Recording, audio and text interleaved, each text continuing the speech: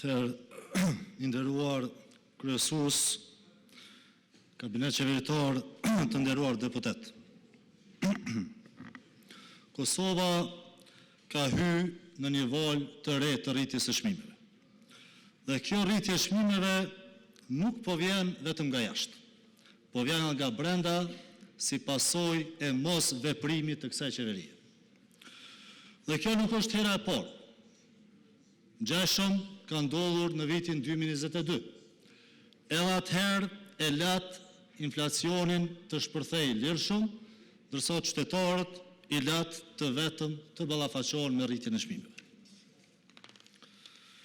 Çmimi i naftës ka arritur rreth 1,80 cent për litër, me sa e poshtë disa raportime edhe në 2 euro sot.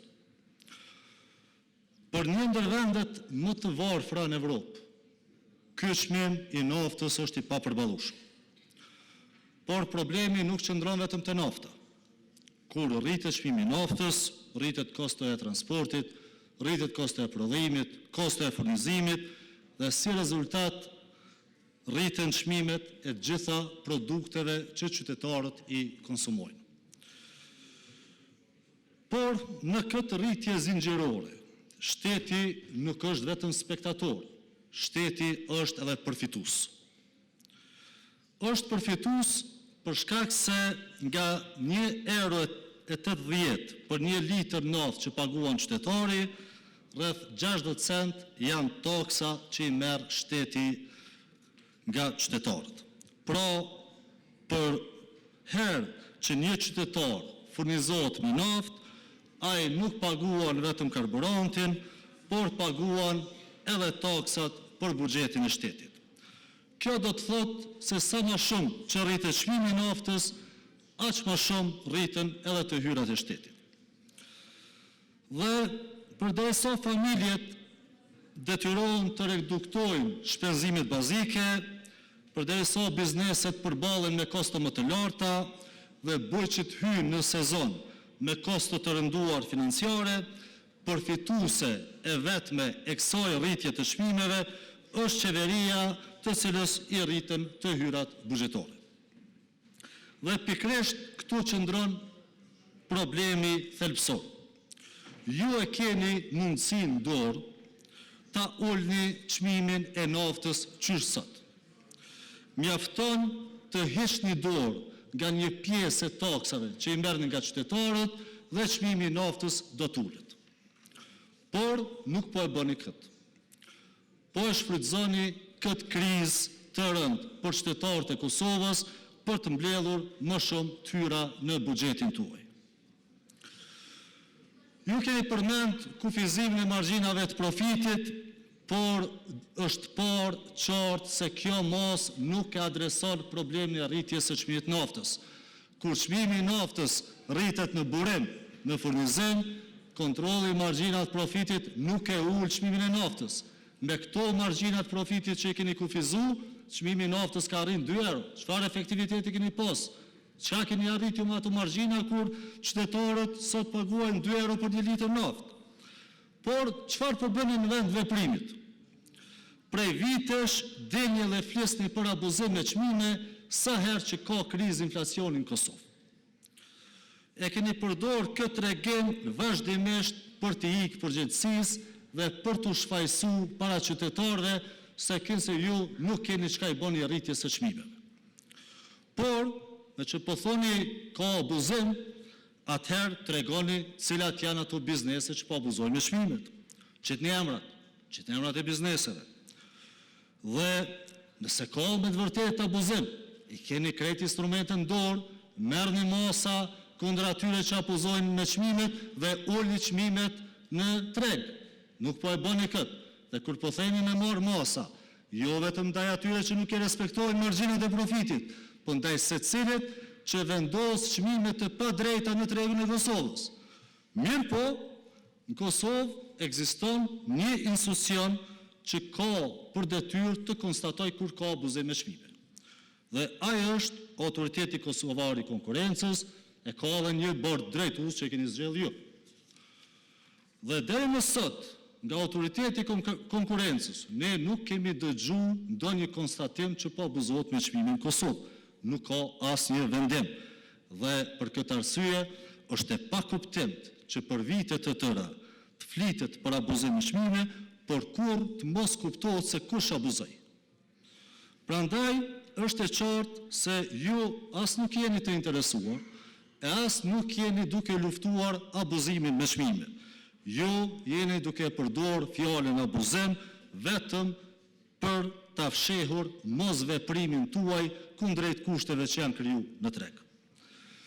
Në këtë situatë krize, prioriteti juaj duket i qartë, dhe ai është rritja e të hyrave buxhetore. Por pyetja që shtrohet sot është shumë e thjeshtë. Çfarë po bëni me ato para që po i grumbulloni? Asnjë projekt të madh kapital nuk e keni përfunduar për 6 vite në qeveri. Asnjë transformim real në ekonomi nuk e keni sjellë. Ndërsa kur jemi të qytetarët, të familjet, u a keni zgjatur dorën e ndihmës kryesisht në ndihma të njëhershme.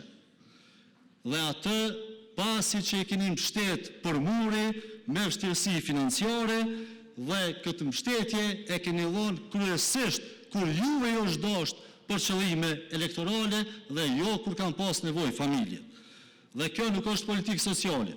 Kjo është përdorimi paras publike për vota, jo për të përgjigjur nevojave të qytetarëve. Të nderuar deputet, mosveprimi i kësaj qeverie për çmimet nuk është rasti, është pasqyrë e gjithë qeverisjes së tyre prej kur kanë ardhur në pushtet. Sepse për 6 vite qeverisje, dora e shtetit nuk u po as në ekonomi, as në infrastrukturë, as në energji, as në arsim, as në shëndetësi, askund. Pra, dora e kësaj qeverie mungon kur i nevojitet qytetarit, por është shumë prezente kur vjen puna me mbledh taksat.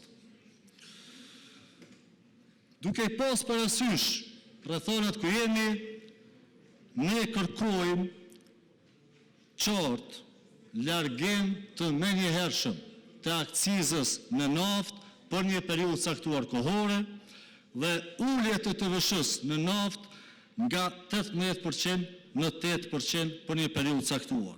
Në këto kushte, me ndërmarrjen e këtyre masave, sot çmimi i naftës mund të bie në €1.26.